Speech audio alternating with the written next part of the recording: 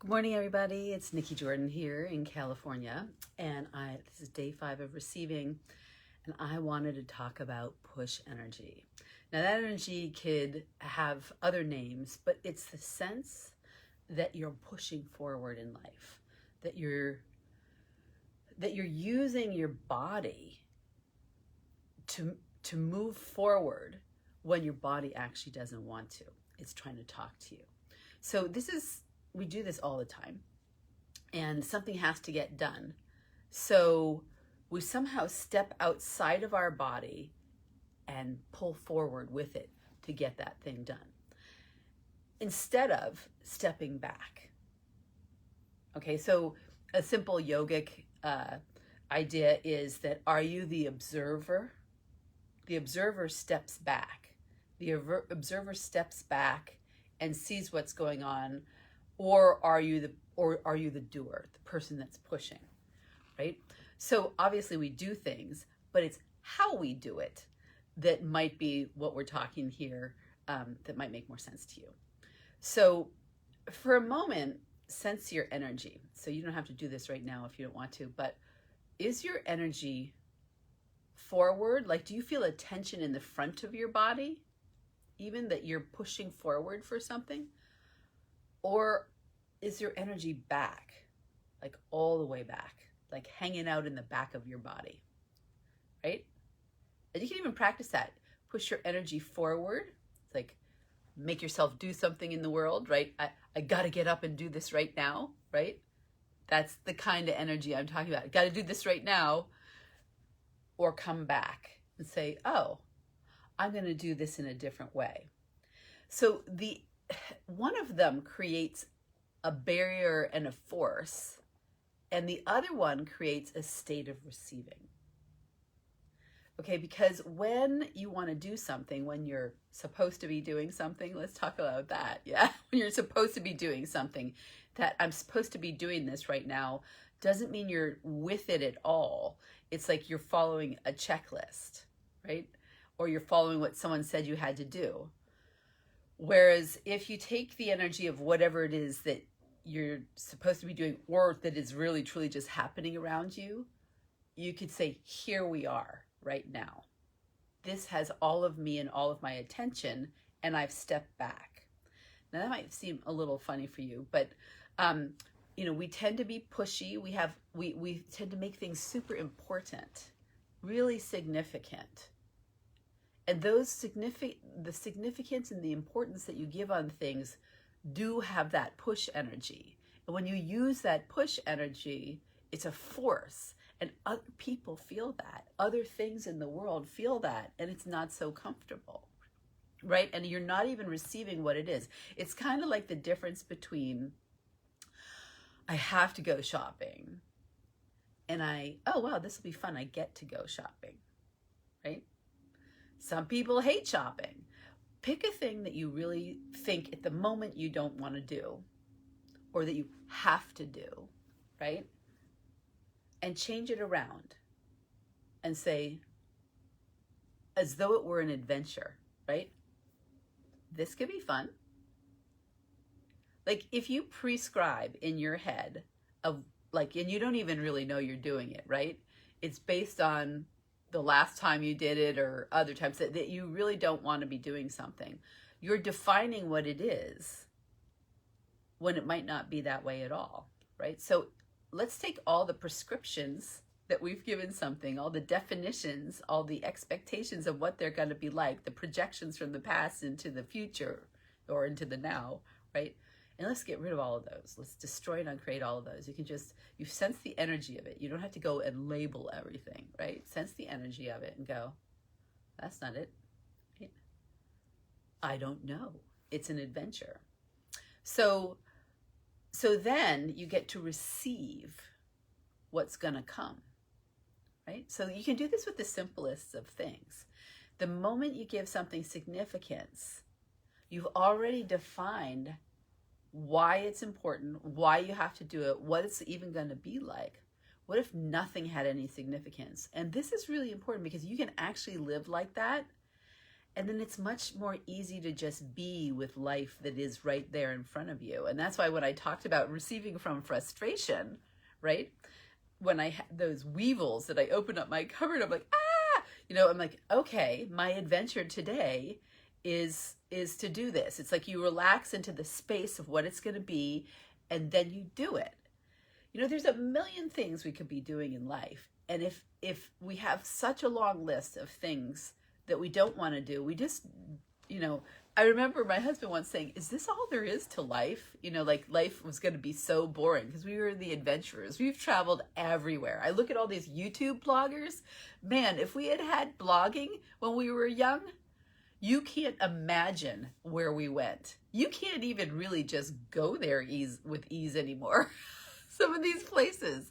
I mean, you can, but you can't really travel like we did. So for people who are used to life a little bit more full of the possibility of excitement, when you receive what is right now, you're stepping back. You step back. And see if you can let your energy flow, right back into the back of your body. And like, okay, this is what, welcome today. For you it might be night, but welcome, today with a capital T. What adventure will this be? And the fewer expectations that you have, the more you can engage with what's right there. Because the truth is, the changes that we're going to make in the world are going to start right here, right? So that's why, for example, I always need the energy of my space to be one that's welcoming and serving of me. And when I look at what I've done in the last several years, or last year, I should say, no, it's the last several years. This last year was kind of a waste. That I have ignored things that really wanted my attention. And now I have piles of things everywhere that show disorganization and wanting my attention because I decided that everything else was more fun and this wasn't, right? So I didn't receive all of the boring tasks, which you totally know that when you do all this little stuff, right? When you do all this little stuff, you feel the space of attention being given to things that actually make your life easier. If you ask me to find some papers right now, I might not know where some of them are, right? Because and I could have done something so easy as saying, okay, I'm going to receive a new desk. I've been using a kid's desk for so long, nothing fits on it. What am I making so significant about that? Or pushing that on me? Why? It was, honestly, this desk was an accident. It came for free. Can you imagine a furniture company accidentally sending you furniture for free? And then you spend years after your kid no longer wants it or needs it trying to fit into it. So what are you making? So that's an example of pushing something on myself, right? The act of giving away, literally giving away all the things in the house, or focusing 10, 15, 20 minutes on something that said, I want your attention. If you do me right now, you will be happier. Your life will have more space. Instead, I might push the idea of what I need to accomplish today for my business, whatever the heck that is, In COVID, we don't even know what some of these are going to look like now, right? And the real reason that you want to do this, the real reason that you want to not use push energy is it doesn't allow you to connect with anything. All of life is about connection. All of it. Let's say somebody's telling you something you don't want to hear. The first thing you do is you push your barriers out. Or, on your ears or whatever, your energy. What if you step back and just received them? You know, you might think about all the times you've talked to them about something, or maybe you don't like to talk, right? But if you look at everything as connection, receiving is part of that connection. If you look at everything as connection, receiving is part of that connection. So what can you receive today that connects you with the world around you? So one of the greatest ways I like to show this push energy is like, this is if I tell you to move your hands forward, you know, just move them forward like this, right? Move them forward, move them forward, move them forward. Okay, now take your hands back. And I want you to follow your hands with your mind. I've been doing this one for years. Follow your hands with your mind. And you're just, what it means is you have to step back. Your whole energy steps back and watches your hands move. And maybe my hands are, you know, think of Tai Chi, right? Maybe your hands, or Qigong or whatever, your hands are following the energy. I'm not going to do it now because I'm going to go all into an energy spin. But I'll just imagine and receive that energy spin right there without doing it. Okay? And now it's healing me. What does healing mean? Changing something that was stuck, right? That's all you got to say. Changing something that was stuck. You don't need to make it significant. So everything that you feel like you need to put your attention on, ooh, and it's even starting to hurt me to say it because my body goes, and you want to see what that feels like, you know? That you're moving forward, and with push energy, step back, pull back. It's like you paint the whole back inside of your body with yourself. You know, if you think of the inside of your head as like inside of a curve, you step back and you hang out there. And now you're ready to receive, right? Instead of push, make things significant, make things urgent, all of those things. Now you can play, you can interact, you can connect with whatever's there, and nothing is significant. This is a key to existence. Nothing significant. Obviously, there's some bad humanitarian stuff going on in the world, but in our daily, regular lives, for most people, we make things so significant that aren't, and then we push, our barriers are against, and we can't receive. So can you receive today that you weren't? Try it with the most mundane thing. Receive your coffee. Receive someone saying something nice to you. Receive, oh, there's so much less interaction now, that all the things that I thought of saying, like someone opening a door for you, you know, whatever. Receive the sounds, even the cacophony, even the loud, just receive everything, because you're back and nothing's significant. As soon as you make that one thing wrong, annoying, tough, all of that. So, Maruna says, can you say that being an, I'm just not even going to answer that. I think people, you know, to really be honest, Maruna, I think people are making this way too hard. They're going so analytical. They're trying to show something, so people try to become that. You could say that. You can try that. But my energy said stop.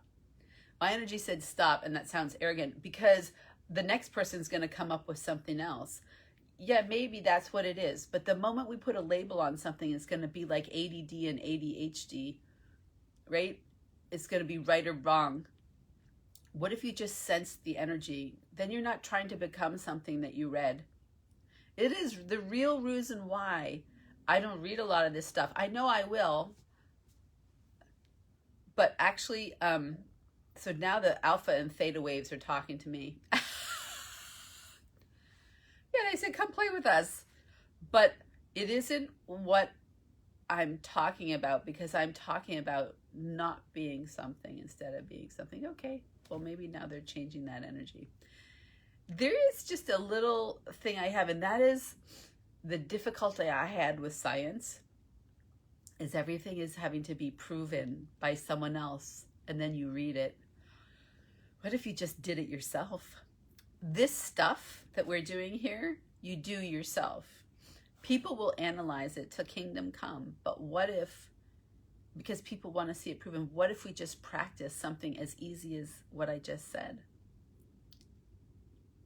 That makes me sound arrogant. That makes me sound unscientific, even though I studied. I even went to a master's degree in chemistry. I studied undergraduate, electrical engineering. I started graduate school, and then I left it. And then I went and I got an MBA with, this was all analysis, right? And proving stuff. And I spent my life doing that. And I decided, yeah. So let me step back, because what I want to talk about is not all of that. What I want to talk about is what you feel. Not what someone else said, but what you feel. Of course, I'm saying it. So step back with all of your energy. It's not trying to go somewhere, be in a different state per se. It's where you put your energy, right? So your energy wants to be in your body. It wants to step back. The moment it pushes out is the moment you come into conflict with not being able to receive, because there is something subtle and underneath all of that that is defined what needs to be done with that energy, partially because you might slightly not like what you're doing, even though you say it's your life's work, or your party, or whatever it is.